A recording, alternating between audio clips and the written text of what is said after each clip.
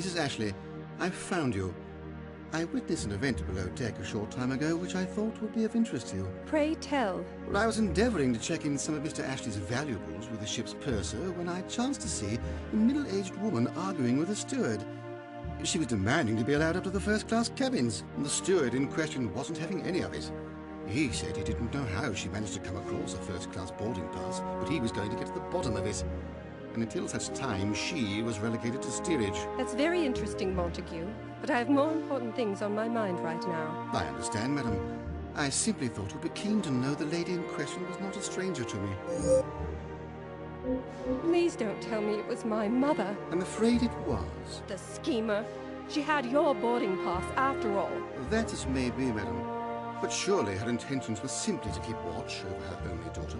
Montague, I appreciate the sentiment, but you don't know her as well as I do. In any case, I need to find her and have a word. You said the steward escorted her back to steerage. Yes.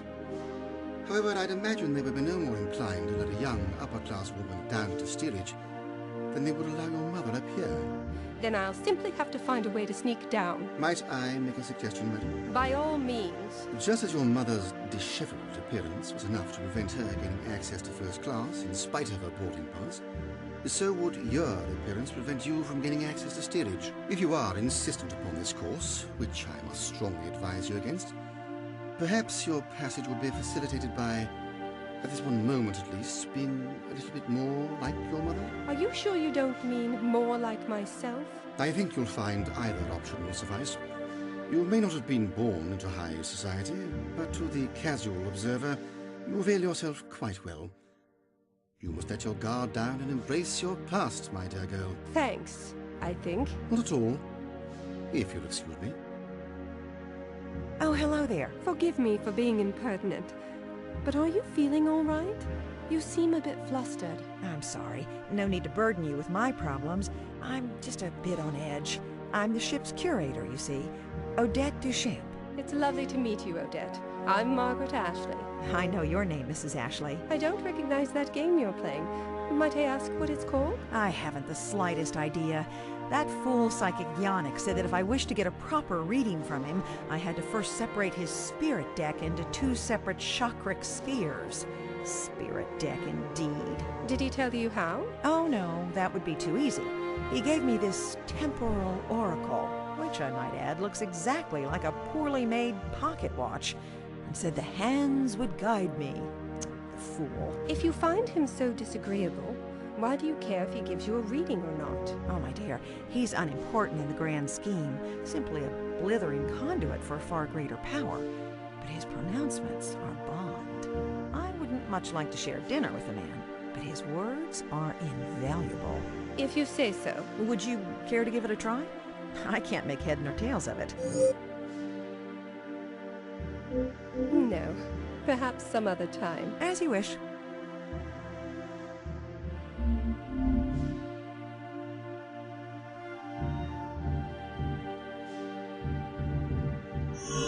George, what are you doing up here? I didn't do nothing, and you can't prove that I did.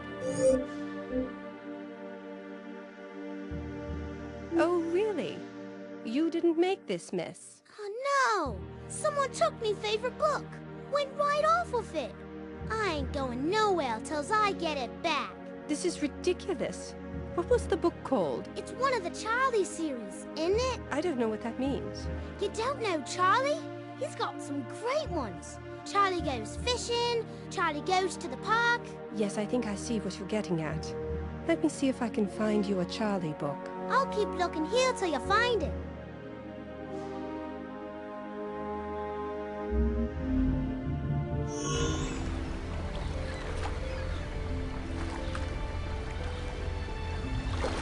Seagulls.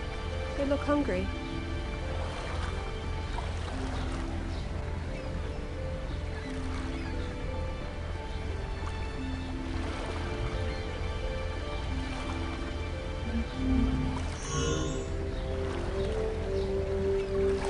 Seagulls.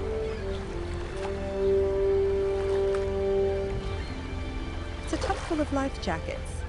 Hopefully we won't have any use for them on this trip.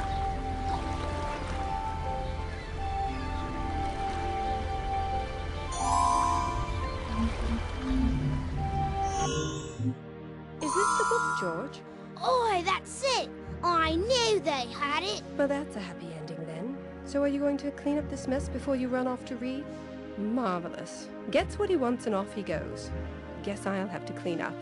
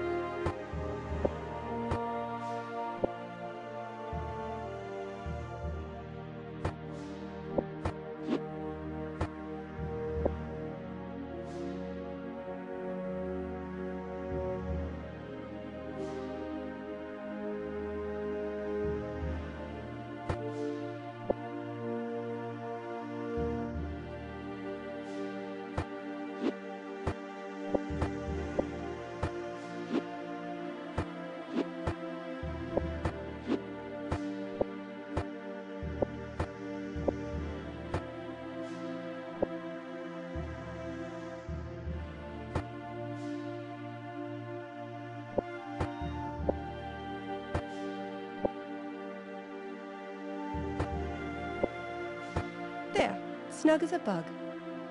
Oops.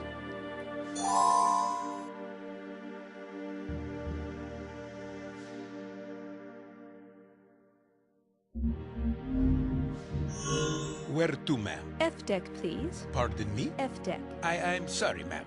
F deck is for third-class passengers only. Young man, I don't have time to argue. I need to get to F deck, and either you are going to take me or I'll lower a rope over the side of this bleeding ship and climb down myself. Begging your pardon, ma'am, but F deck is not the sort of place you want to be mucking about in. If your husband were to find out I allowed you passage unescorted, it'd mean my job.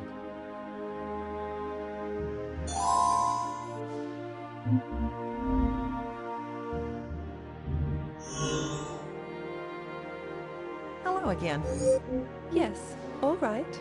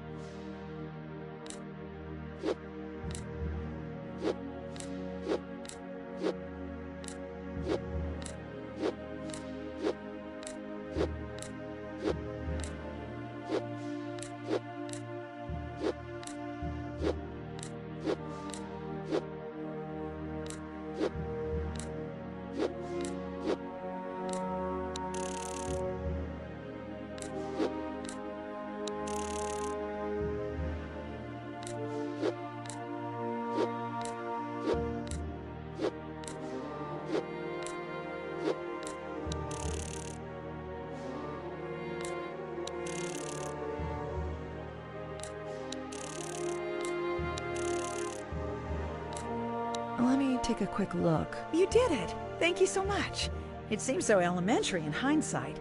I'd better go find Yannick, which won't be difficult. He calls himself a medium, but I'd say he's more of a large. Anytime, Odette. Good luck.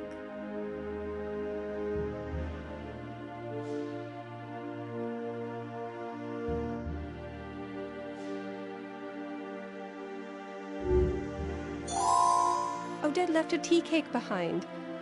I'm sure she won't mind if I put it to good use.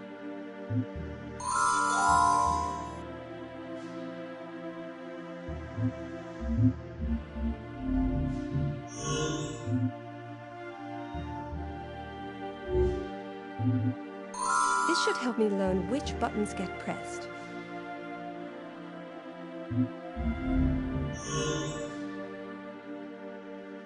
Mrs. Ashley. As well as Could you bring me my Of course, Mrs. Ashley. Wait here. Mrs. Ashley, begging your pardon. Oh, not a problem. Monty... My pleasure.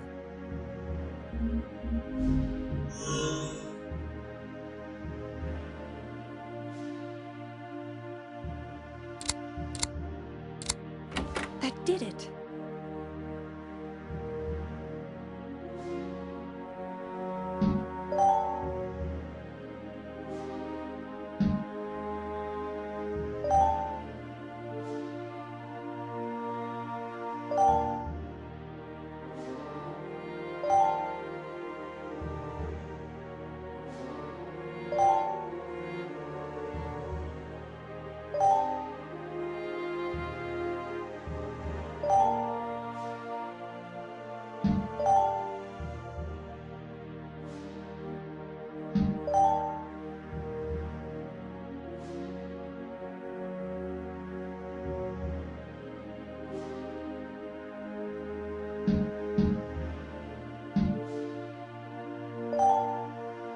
Now, let's see what looks good.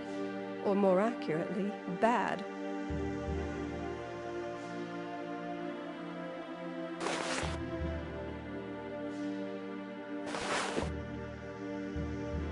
My sense of style is second to none. We have nothing to discuss.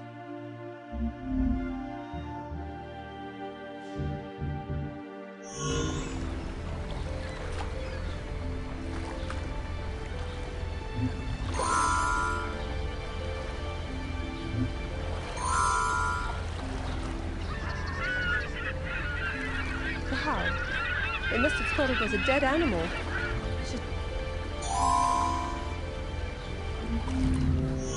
Where to, ma'am? F-deck, please. Of course. I hope you don't mind me saying, ma'am, but that coat doesn't really suit you. Looks like a buzzard mistook it for carrion. And you.